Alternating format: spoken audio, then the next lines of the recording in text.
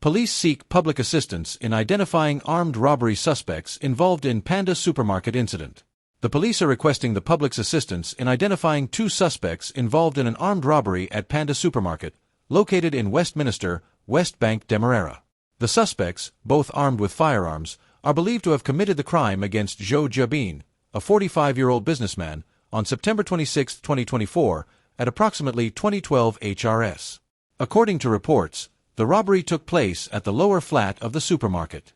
During the incident, the suspects stole 2 cell phones valued at GYD $264,000 GYD $500,000 in cash from the business premises. Witnesses reported that the suspects entered the supermarket, with one jumping over the counter and brandishing a firearm at the victim. The suspect then removed cash from the register, while the other suspect beat the businessman with the firearm and stole the phones from his pants pocket. The suspects fled the scene on a red and black electric scooter. The police are urging anyone with information that could lead to the identification and apprehension of the suspects to come forward. Any details, no matter how small, could be crucial in solving this case. Rickford Burke states no attorney's letter from Sheriff Security CEO was served to him. In a social media publication he stated, the Caribbean Guyana Institute for Democracy, CGID, has noted false media reports claiming that attorneys for Amir Ahmad, CEO of Sheriff Security, served a demand letter on CGID President, Mr. Rickford Burke. We wish to clarify that no such letter has been served on Mr. Burke. A demand letter, purportedly sent on behalf of businessman Amir Ahmad of the Sheriff Group in Guyana, seeks a full and complete retraction of certain publications by Mr. Burke, accompanied by an unqualified apology. However, CGID asserts that Mr. Burke has not been served with any such letter. Let me be clear.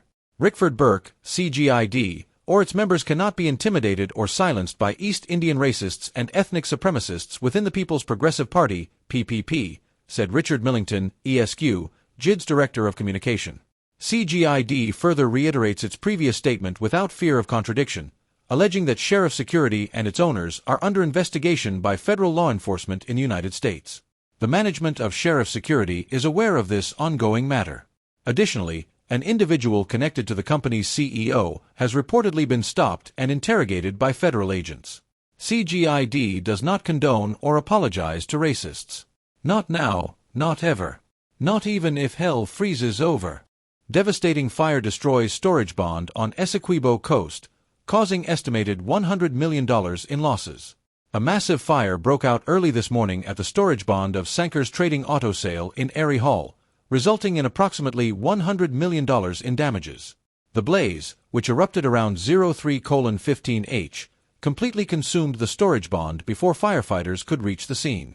The bond, located behind the home of business owner Tony Sanker, was a repository for valuable items, including 2 unregistered trucks, 3 canters, 1,500 used tires with rims, various car engines, and new all-terrain vehicles, ATVs.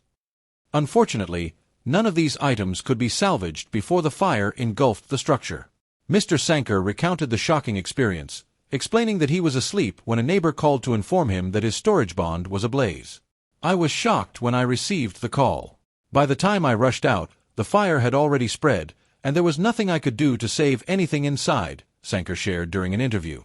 The loss is especially devastating for Mr. Sanker, as he revealed that the storage bond was uninsured, leaving him to face the full financial impact of the incident.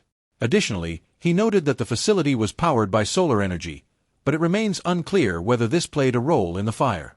Firefighters arrived at the scene, but by that time, the structure was already completely engulfed.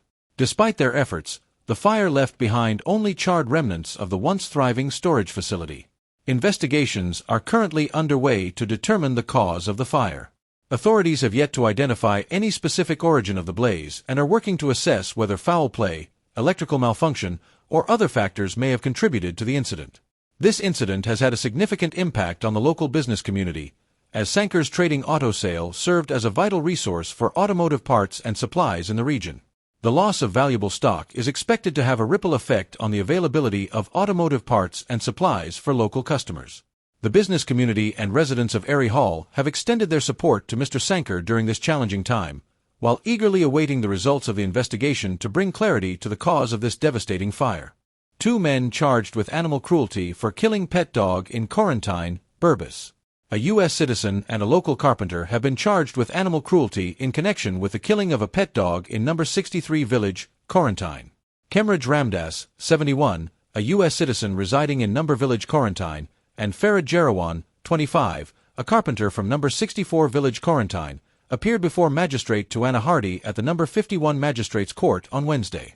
They pleaded not guilty to the charge under Section 176, 1, of the Summary Jurisdiction Act Chapter 802, as amended by Act No. 10 of 1998.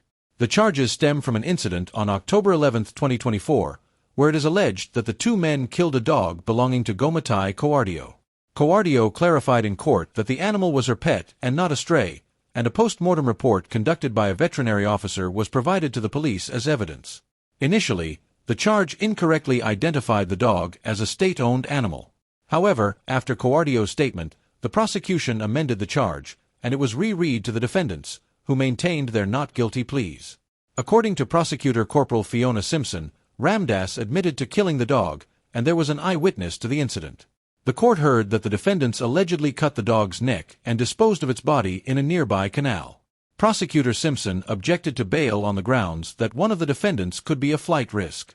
Despite the objection, attorney-at-law Rodwell Jagmahand, representing Ramdas and Jerawan, argued that both had been granted station bail previously and had appeared in court as required.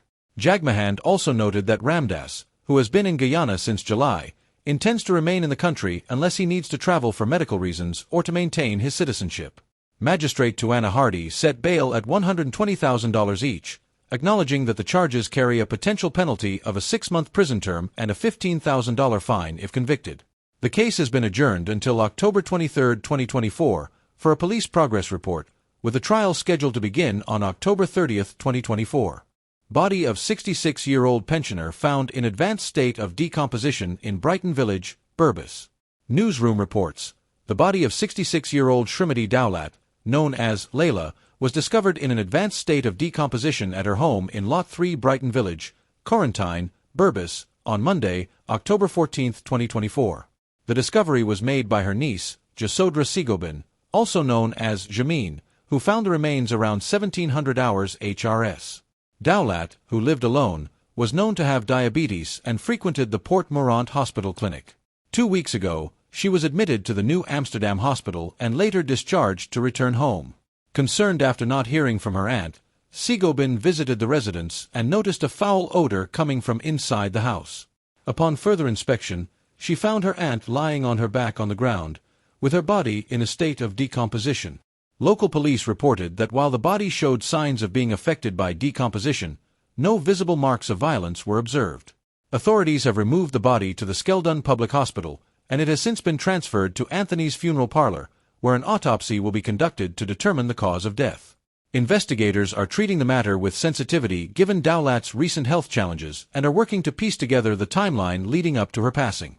Community members have expressed their sorrow over the incident, noting that Dowlat was a familiar face at the local clinic. The family, friends, and community of Brighton Village are mourning the loss of Srimati Dowlat, and her niece is cooperating with the police to assist in the ongoing investigation. Deputy Commissioner of Police, AG, Calvin Brutus seeks judicial review amid high-profile investigation.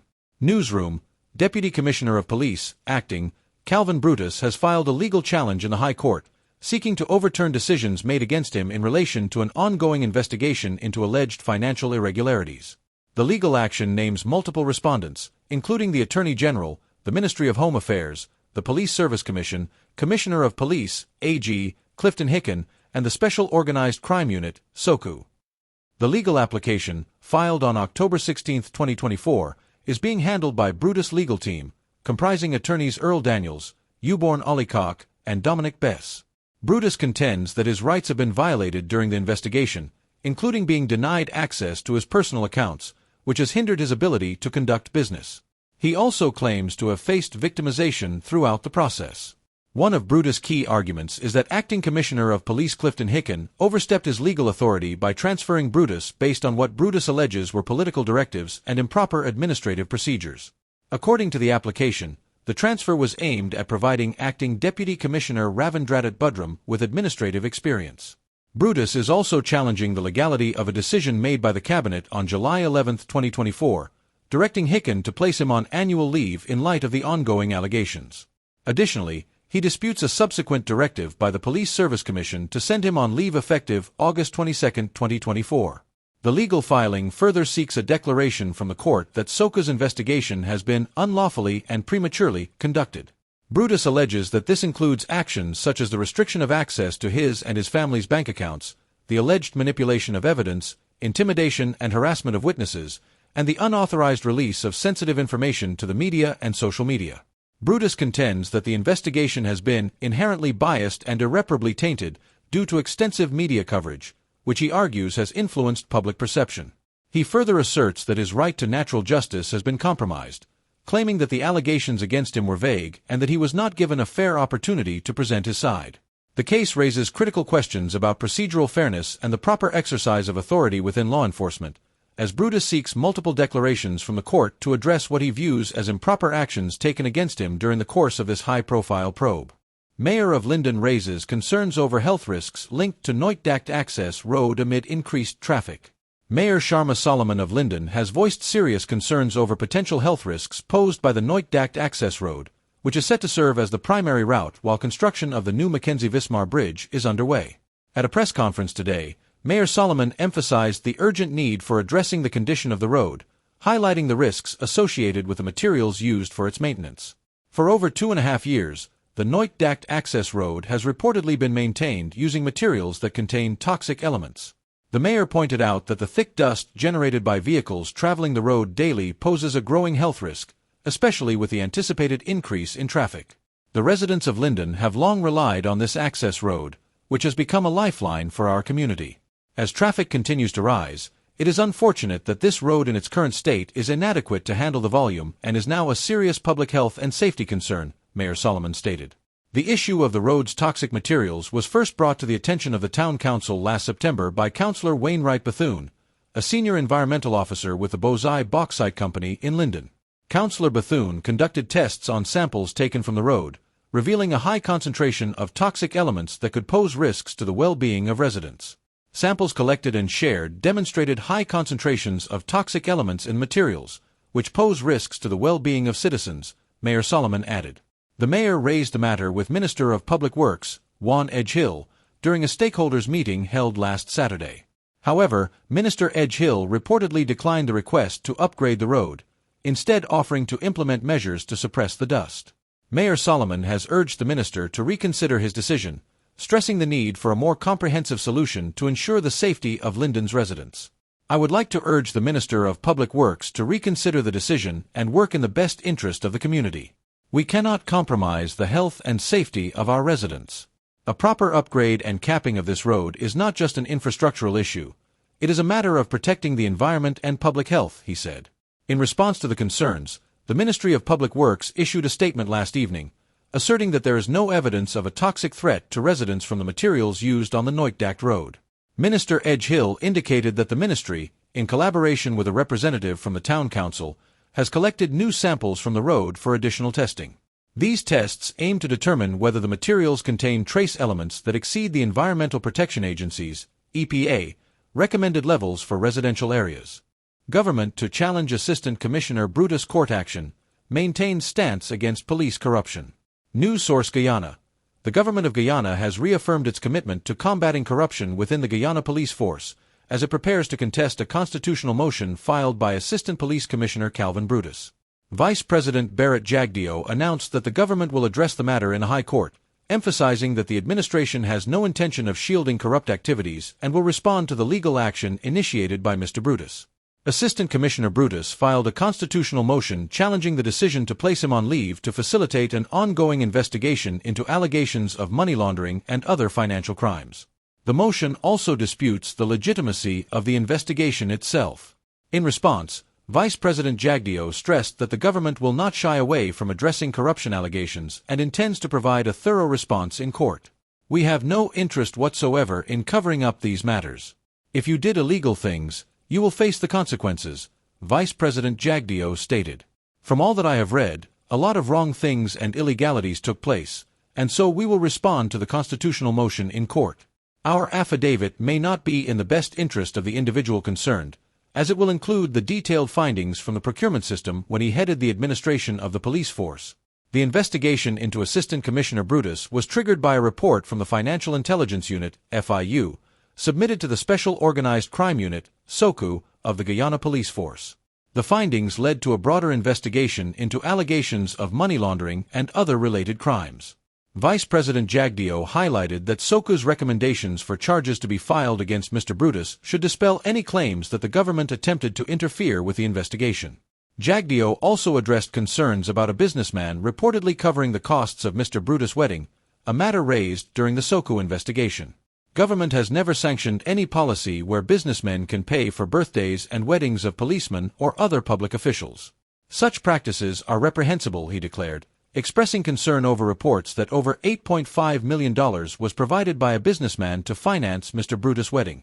Brutus' financial activities came under scrutiny after it was discovered that he allegedly deposited over $45 million in cash into one of his bank accounts, claiming the funds were received as wedding and Christmas gifts. In statements to SOCU, Brutus allegedly revealed that the acting commissioner of police advised him against using his own money for the wedding, suggesting that he would have friends and contacts cover the expenses. Vice President Jagdeo emphasized the People's Progressive Party's PPP stance against corruption, whether within the police force or in any other sector. The PPP will not tolerate corruption in the police or anywhere else, and when we find it, there would be no attempt to cover it up. If you believe that you have a special relationship with the government that will lead to a cover-up of your misdeeds, you are mistaken. You don't know the PPP, Jagdeo said emphatically. The court proceedings are set to continue as the government prepares to present detailed evidence of its findings. Vice President Jagdeo reaffirmed the government's stance that transparency and accountability must prevail in the investigation into Mr. Brutus' actions. 3 individuals remanded over alleged illegal aircraft landing and drug trafficking in Region 9, Guyana. 3 individuals were remanded to prison on Wednesday, October 16, 2024, in connection with an investigation into the alleged illegal landing of an aircraft and drug trafficking activities in Berbice village, South Rupununi, Region 9. The incident, which reportedly took place on October 6, led to the arrest of the suspects on October 8. The defendants, Corentyne Pixoto Saraiva, a 48-year-old Brazilian miner from Boa Vista, Brazil, Hamlet da Silva, a 53-year-old self-employed man from Bonfim, Brazil, and a Chiwab village, and Evander Phoenix, a 27-year-old miner from a Chiwab village, appeared before Principal Magistrate Faith McGusty at the Georgetown Magistrates Court, where the charges were formally read to them.